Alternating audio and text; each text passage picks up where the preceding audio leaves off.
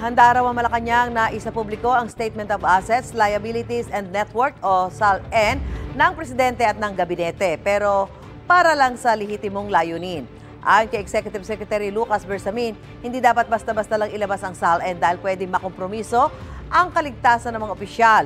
Iniiwasan daw nilang gamitin ito bilang anyay weapon laban sa mga opisyal. Sagot ni Kamanggagawa Party List Representative Eli San Fernando, kung walang itinatago, walang dapat ikatakot.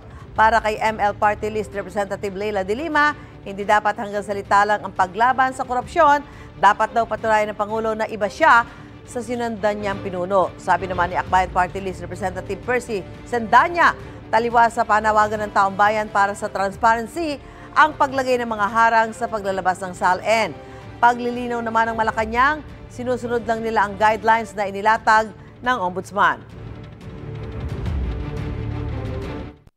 Nagsalita na po ang Pangulo at siya po ay handa naman pong ibigay at ipakita ang kanyang SALN sa proper authority. Lahat ng request for SALN ay pagbibigyan, pero may mga certain guidelines po na ibinigay ang Ombudsman. So ang ehekutibo po ay tutugon dito.